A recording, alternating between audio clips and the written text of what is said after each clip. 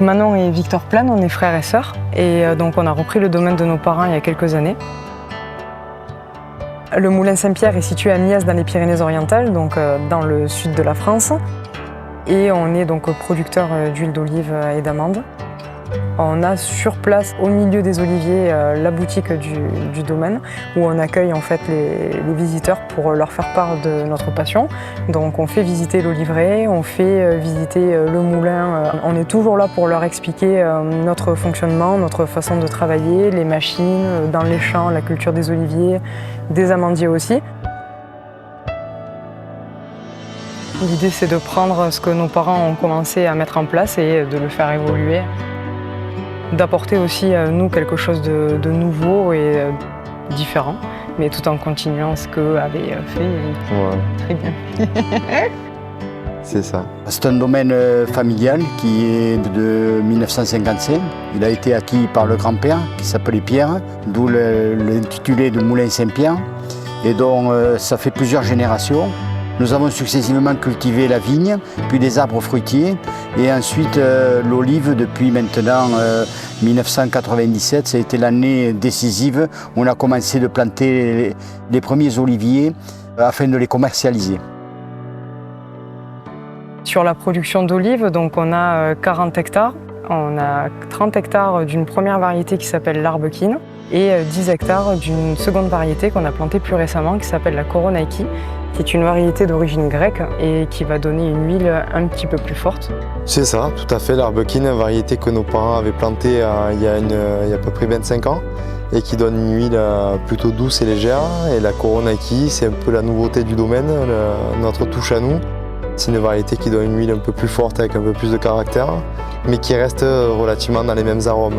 C'est du fruité vert, c'est récolté très tôt et c'est ce qui caractérise un peu l'huile du domaine. C'est justement ce goût assez herbacé, assez végétal qu'on essaie de garder et de continuer à faire, quoi. Un cycle de production, il commence par le travail dans les champs. Et ce qui rend le métier un peu intéressant, c'est que sur le domaine, on va partir d'une terre nue. On va planter des oliviers, on va les tailler, on va les former pour que la machine à vendanger puisse se passer sans les abîmer, sans les casser surtout, pour pouvoir accueillir une machine à vendanger qui plus tard va les récolter.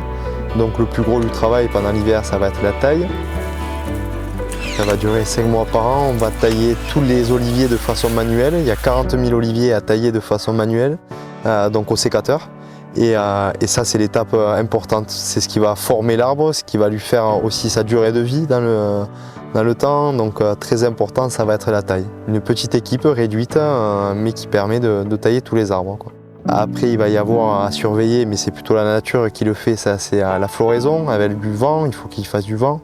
Lui apporter tout le soin possible à l'arbre pour qu'il soit dans des bonnes conditions pour produire. Tout ce qu'on apporte va être essentiellement des amendements organiques, bio d'ailleurs. On travaille avec de la fiente de poule qui va apporter de la nutrition à l'arbre, mais pas trop. L'olivier, c'est pas un arbre qui aime le chimique, c'est un arbre traditionnel. C'est ce qui nous plaît, c'est pour ça qu'on continue à le cultiver, c'est parce que c'est un arbre rustique qui aime pas tout ce qui va être chimique. Donc du coup, voilà, c'est très important de lui donner à manger, mais pas trop non plus. Et ensuite, la finalité du travail, ça va être la production au mois d'octobre, fin septembre maintenant, quand les olives pour nous sont en maturité, assez vertes donc du coup. Et voilà, donc ça c'est un peu le travail tout au long de l'année. Ouais.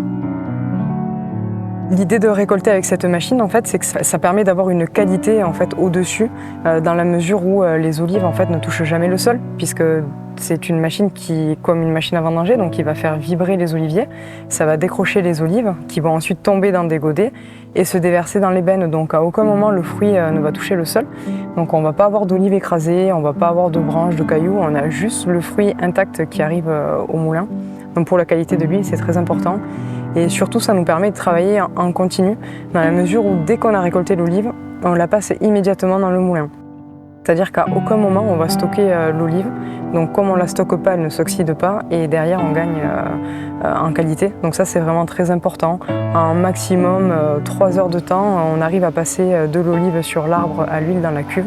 Et ça, pour la qualité, c'est clairement indéniable. Et cette machine nous permet en fait d'avoir cette qualité-là, ce qui ne serait pas possible avec notre mode de récolte. Le processus il est assez simple. On va amener directement les olives du champ, on va les amener dans une première partie, une première salle qui s'appelle la partie de préparation des olives, où on va les effeuiller, donc finir d'enlever les quelques feuilles qui peuvent rester. On va les laver avec une laveuse à haute pression. Alors ce sont des jets d'eau tout simplement qui vont diffuser de l'eau pour enlever la poussière, la terre, tout ce qu'il y aurait dessus. Et une troisième machine qui va être un broyeur marteau qui va les broyer entières. Donc le noyau, la peau, la chair, tout va être broyé à l'intérieur. Ensuite, une pompe va l'envoyer dans 3 malaxeurs qui vont malaxer la pâte pendant 45 minutes. Et ensuite, en sortant du malaxage, ça va partir dans une grosse centrifugeuse qui va permettre, elle, de séparer les éléments solides et les éléments liquides. La partie liquide, c'est de l'huile et de la margine. La margine, c'est l'eau végétale qui est contenue dans l'olive qui va être séparée via une centrifugeuse verticale assez classique qui va permettre de séparer donc l'huile d'un côté et l'eau de l'autre côté. L'eau va repartir en même temps que le grignon dans les champs et l'huile va être bien sûr récupérée, montée en cuve avant d'attendre la décantation qui va durer à peu près 4-5 semaines pour récupérer un dépôt, pour en faire ensuite des cosmétiques, des savons donc. Et une dernière étape qui est très importante pour nous, c'est la filtration. On va filtrer l'huile avec un filtre à plaque, à papier, qui va permettre d'enlever toutes les particules pour qu'elle soit la plus propre possible. Et à partir de là, elle est stockée et elle va être commercialisée dans l'année où elle est produite. On ne la stocke jamais plus d'1 an, notre huile. Elle va être commercialisée dans l'année.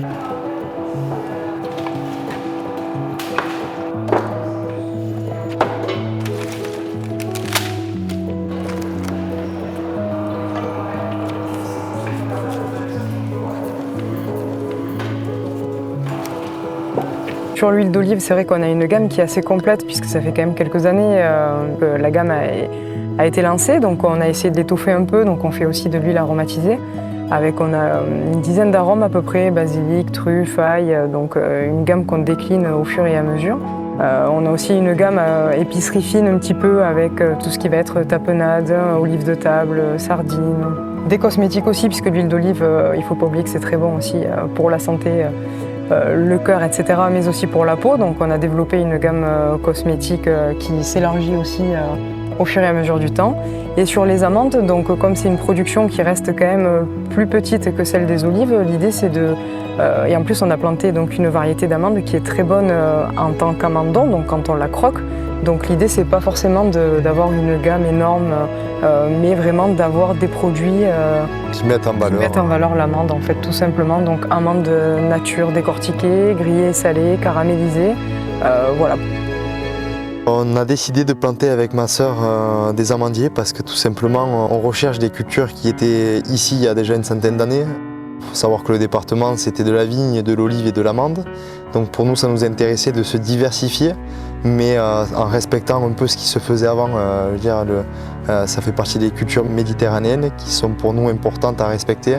Donc on s'est dit l'amandier, déjà nous-mêmes on adore les amandes et en plus de ça on s'est dit on va planter une culture qu'on va réussir à mécaniser. Ça a été un gros défi pour nous parce qu'on est les seuls en France à avoir ce type de verger, à le conduire de cette façon et de le récolter à la machine à vendanger.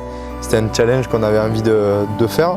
Donc on s'est dit pourquoi pas, on va essayer. Mes parents étaient les premiers à récolter avec une machine à vendanger des oliviers. On va être les premiers à récolter les amandiers avec cette même machine.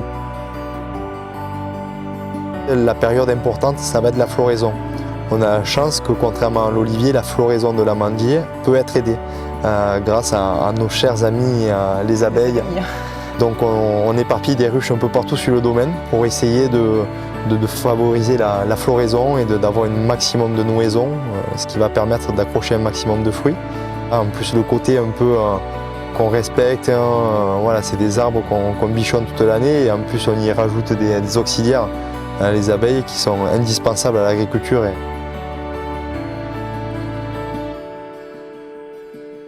On a un bel outil entre les mains et la remise en question elle est permanente parce qu'il faut arriver à le développer et surtout à perpétuer et à transmettre à notre tour après à nos enfants tout ce que nos parents et nos anciens nous ont alentour transmis, quoi. Ça, c'est essentiel.